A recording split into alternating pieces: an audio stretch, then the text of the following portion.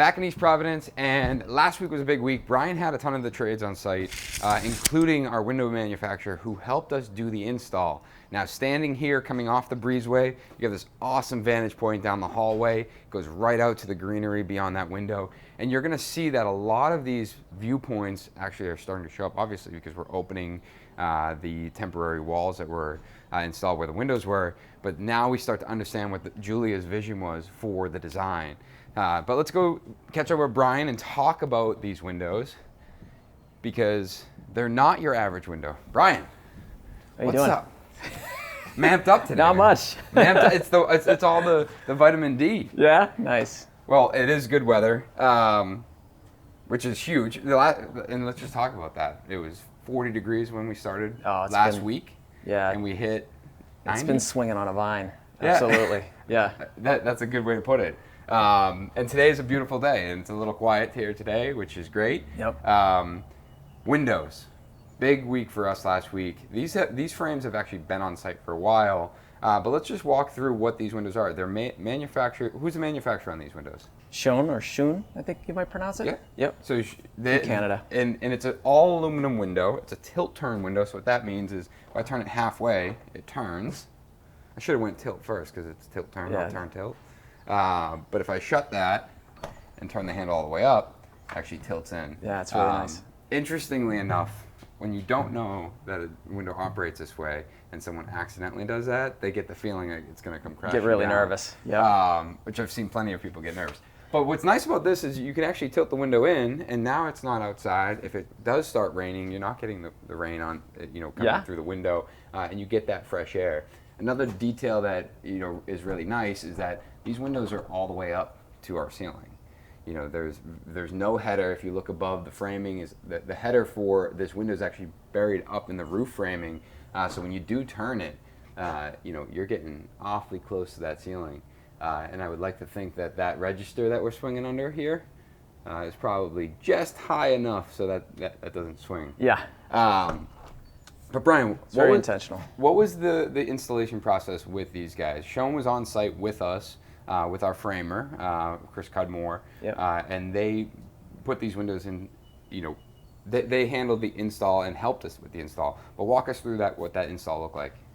So basically, the frames were all down in the basement, and they were covered in packing material, and we basically got all of them up, and we looked at the numbers that were on them, matched them to where they were on the drawings. And then the frames went in first without the glass. And why is that?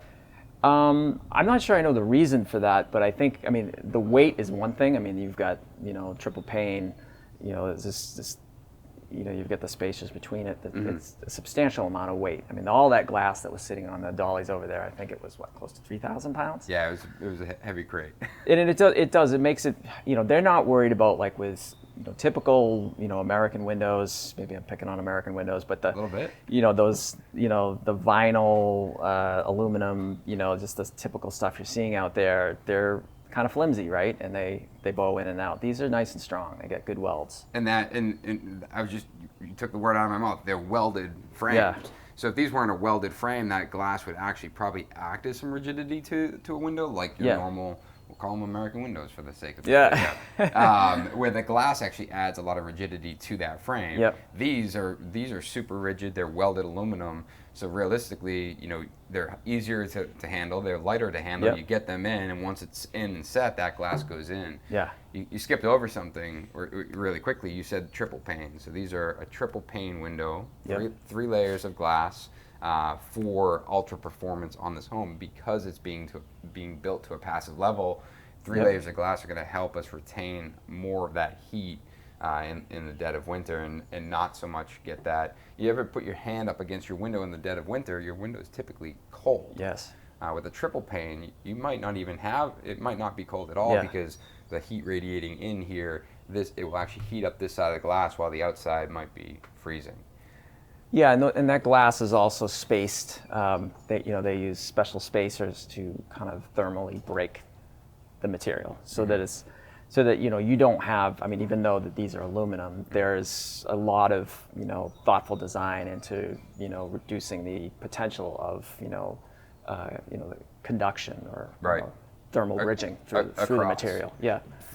As far as glass, but also the aluminum itself. The aluminum frame, it is all aluminum, but there's a thermal break in that frame. It's a structural piece of material. I forget what it is exactly, but it allows, it prevents that conduction of heat from outside to inside.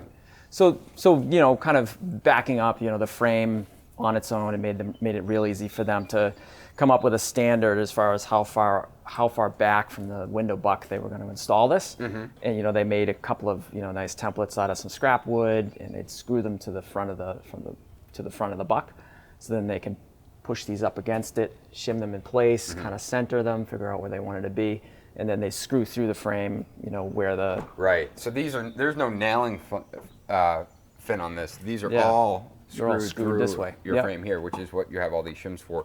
So but our next step here will be cutting the shims out. Yep. We'll actually be backer rodding and caulking the frame into its opening. And that will complete it. Like you said, these windows are actually set back. There is no flange. Yeah. And our jamb out here, the actual detail for this jamb, Julia's actually designed it where our white cedar shingles get woven and then terminate into the window. Yeah.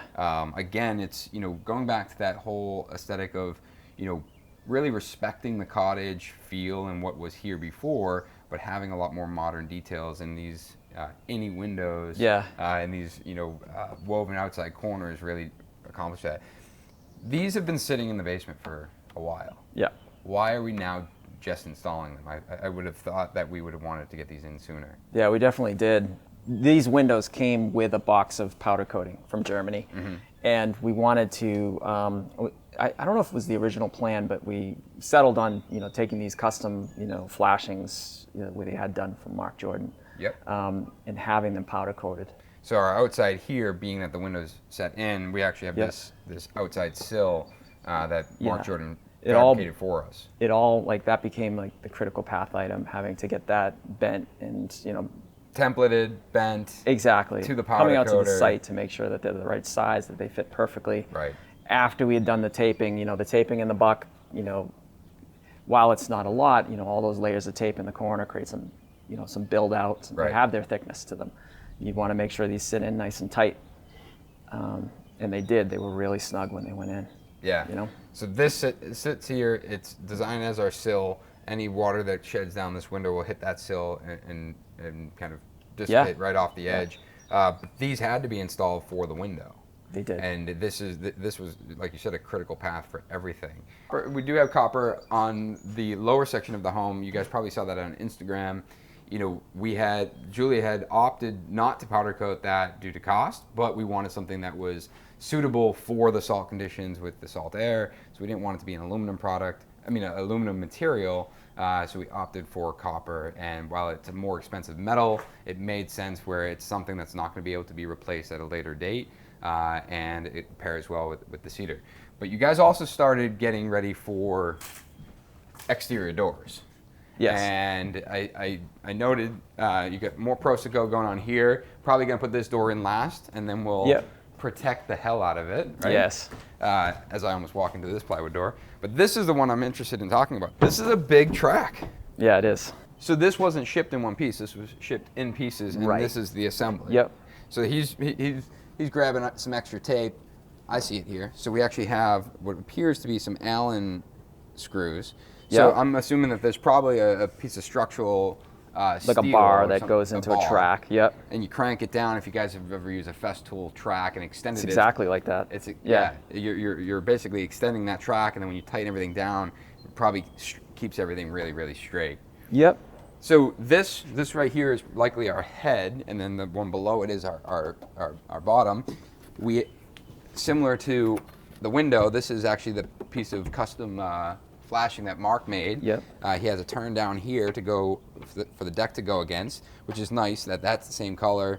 It's your toe kick. You don't have to scribe in a piece of wood, but you can see the color is really close, if not dead on, because it's the same material. It's the same exact powder coating.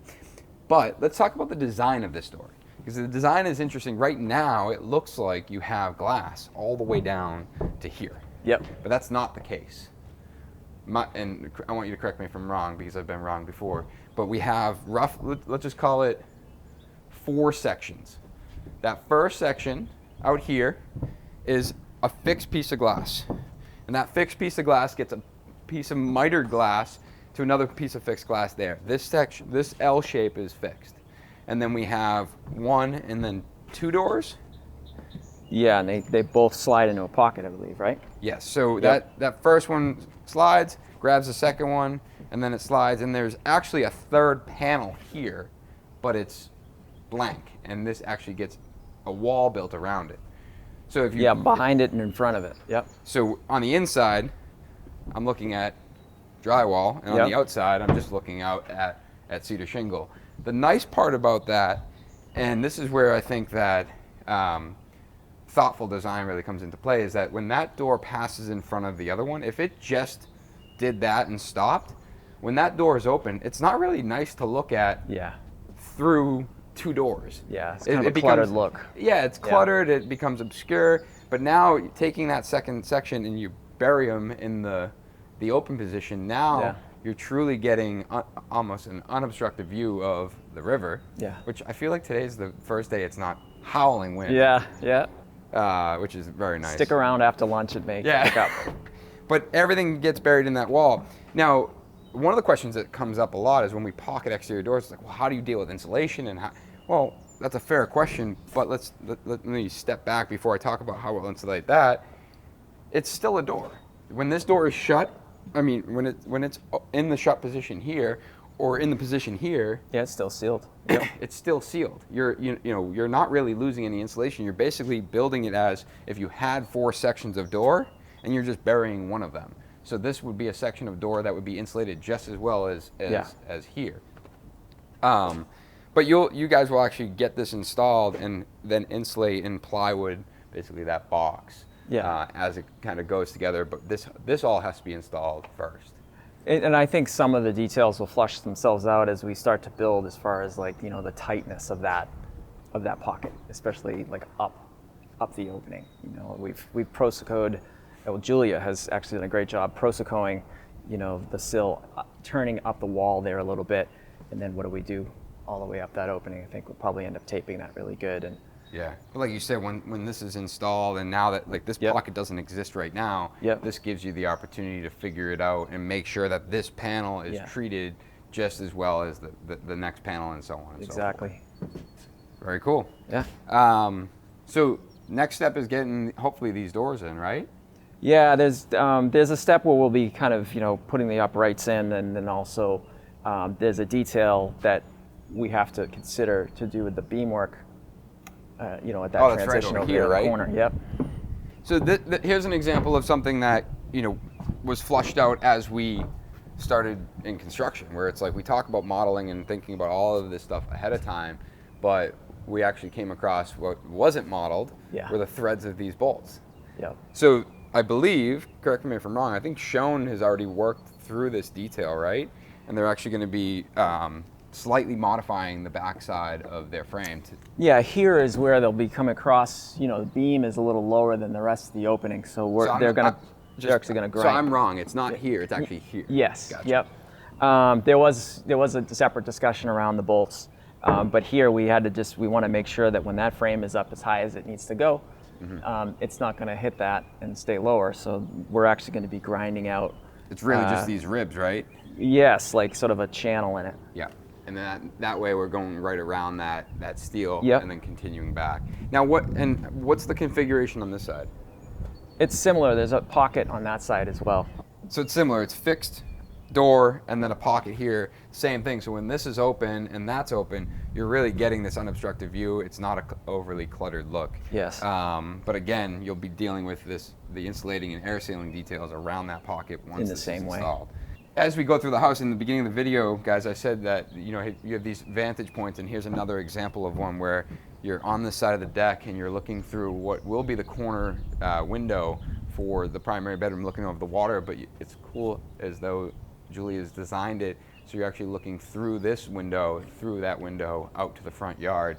And if you can think that if you're seeing the view from the street looking through that window, you would get the same view in the back. But it's these moments that start to come together, and really it's hard to understand what all of this will look like. You know, we can model, we can design, we can draw, we can lay out, but when things start coming together and getting these windows and doors in, this is when you start to really appreciate it. So Brian's doing a great job here keeping progress moving. We'll see you guys next week.